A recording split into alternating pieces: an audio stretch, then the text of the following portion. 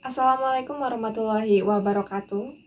Hello everyone, how are you today? I'm pretty good, thank you. Okay, before we start our class, let's say basmalah together. Bismillahirrahmanirrahim. Okay, then I will check the attendance list. Anybody who doesn't joining this class today? Lisa? What's wrong with her?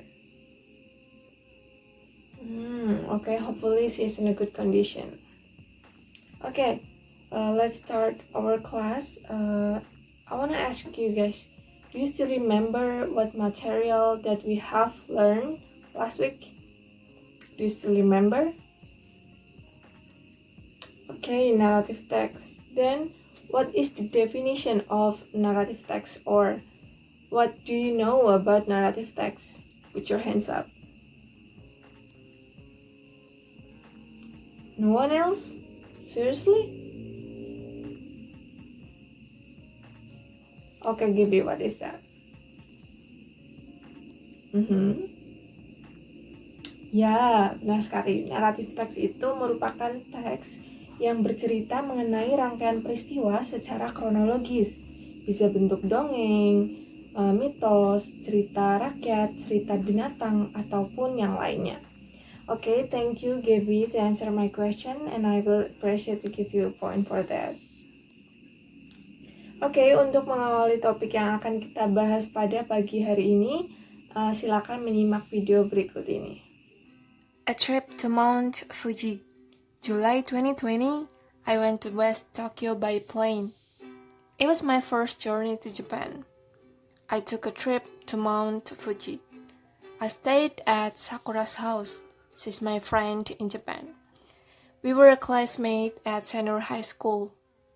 Sakura's house has a big garden with lots of green flowers and beautiful sand. It was a perfect element of traditional wooden house. On Sunday morning, I started a journey to the mountain. At Shizuoka Prefecture, I met Masiho. He was my guiding to Mount Fuji via Yoshida Trail. We took sushi for breakfast and oh my god, it was so delicious. At 9 a.m. local time, we prepared and checked our stuff to continue this journey. I couldn't say anything when I looked at the beautiful scenery from the foot of the mountain. We reached the top of the mountain after a long and tiring trip. I screamed to blow up my emotion and said thanks to God for this beautiful life. We enjoyed the view from the peak and waiting for the next day. The day that I couldn't forget, it was called Hatsuinode. It means that it was my first time to see the sunrises in Mount Fuji. And finally, I, Masiho, and the other traveler went home by the blessing of Mount Fuji. That was a very pleasant moment that I've ever got. Sudah ya, gimana? Video tadi berisi tentang apa? Atau menjelaskan tentang apa? Ya, jadi ada yang sudah tahu materi apa yang akan kita pelajari pada pagi hari ini? Jadi, materi yang akan kita pelajari pada pagi hari ini yaitu recount text. Nah, video yang barusan saja kalian lihat itu merupakan contoh dari recount text. Atau contoh lain seperti ini. Kalian sewaktu jalan-jalan, mungkin ke kebun binatang ataupun ke pantai, kemudian mengalami kejadian menyenangkan, menyedihkan, atau menakutkan, mungkin kemudian kalian ceritakan kejadian itu ke teman kalian, ke keluarga kalian. Pernah? Sering. Nah, cerita yang kalian ceritakan itulah yang namanya recount text. Oke, gimana, udah ada gambaran ya apa itu recount text? Oke, nice. Nah, untuk materi yang lebih jelasnya, silakan disimak PowerPoint yang saya share di layar. Yang pertama, definition of recount text.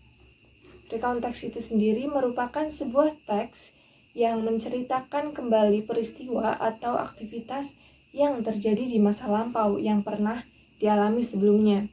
Contohnya seperti cerita pengalaman yang ada di video tadi, yang sudah kalian lihat tadi, ataupun pengalaman kalian kemudian diceritakan ke teman kalian ataupun ke keluarga kalian. Kemudian fungsi recount text. Nah, karena recount text itu merupakan jenis teks yang menceritakan ulang kejadian atau peristiwa yang dialami di masa lampau atau di masa lalu, maka fungsi dari recount text ini yaitu untuk menarik perhatian atau juga memberikan hiburan kepada pembaca atau pendengar. Kemudian generic structure of recount text. There are three generic structure of recount text. Ada 3 generic structure. Yang pertama orientation, event, and reorientation. Orientation, it gives the readers the background information needed to understand the text, such as who has involved, where it happened, and when it happened. Nah, bagian orientation ini merupakan bagian pendahuluan atau perkenalan dari teks yang akan dibahas. Nah, karena di dalam orientation ini menceritakan siapa saja yang terlibat dalam cerita, di mana tempat peristiwa terjadi dan waktu terjadinya peristiwa. Kemudian yang kedua, events. Tell what happened in what sequence. Bagian event ini merupakan inti dari cerita, menceritakan semua yang terjadi secara berurutan dari awal hingga akhir. Kemudian reorientation. A personal comment about the event or what happened in the end of the story.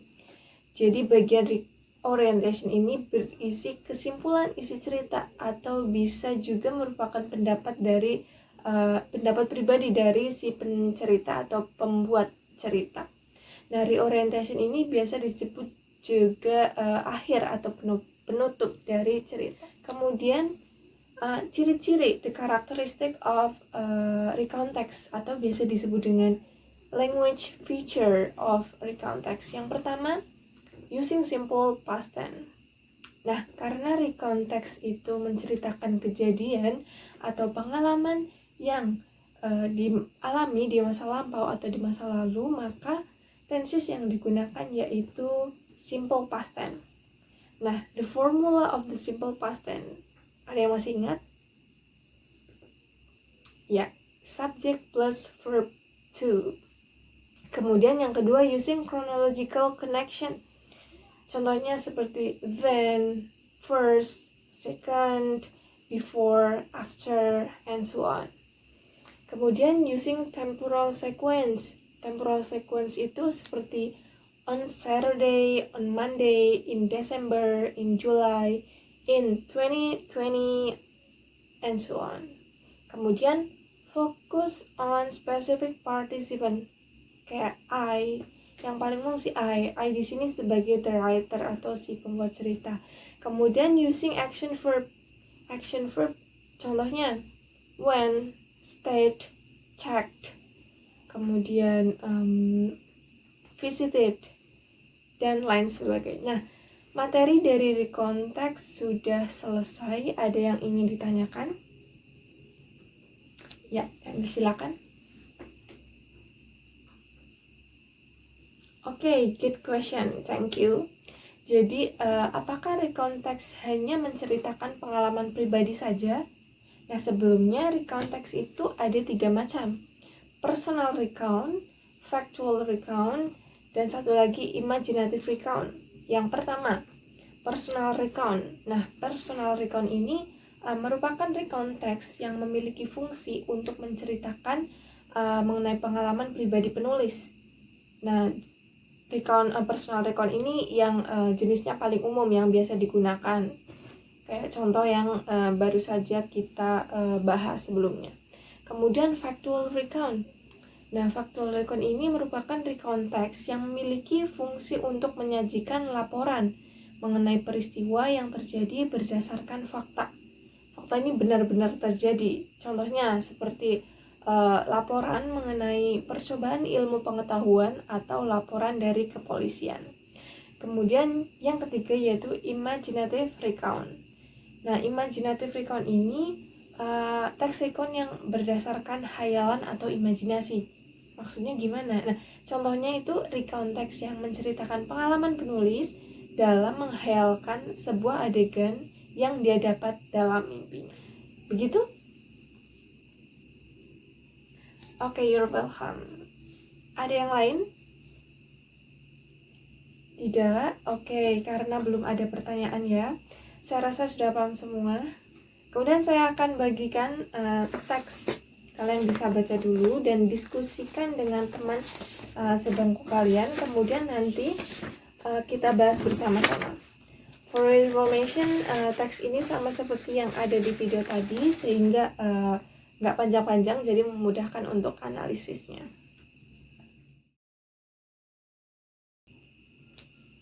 Oke, sudah ya. Sekarang mari kita bahas bersama-sama. Yang pertama, generic structure. Tadi generic structure itu ada 3. Yang pertama orientation, event, and reorientation. Nah, kira-kira bagian orientation atau bagian pengenalan itu yang mana? Yap, betul sekali. Paragraf pertama dari July 2020, I went to West Tokyo by plane sampai traditional wooden house. Kemudian event, bagian event yang mana? Ya, paragraf kedua dan ketiga.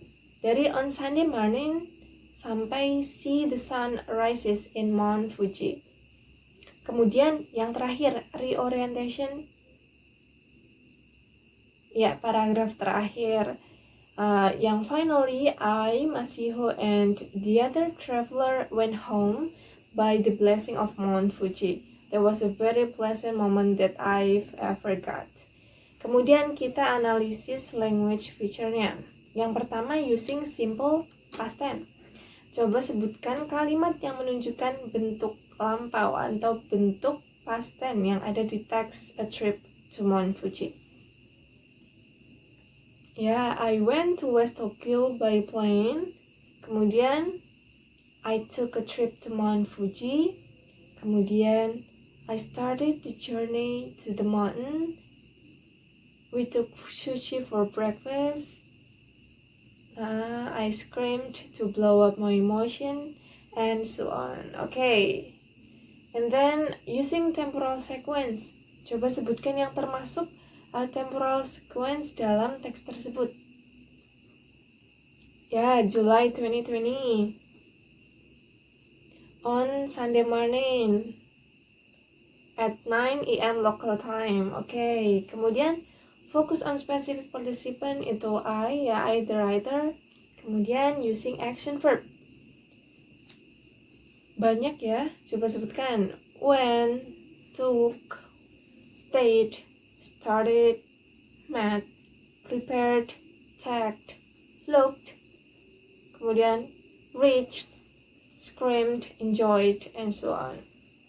Ya, sudah ya. Ada yang ingin ditanyakan? Oke, tidak ada. Nah, karena sudah paham semua, saya rasa, jadi saya akan memberikan tugas pada kalian. Buatlah personal recount text dengan tema bebas. Jadi kalian bisa berimajinasi bukan berimajinasi karena ini personal recount text. Jadi temanya saya tidak menentukan, jadi bebas. Tidak usah panjang-panjang, 4-5 paragraf saja cukup.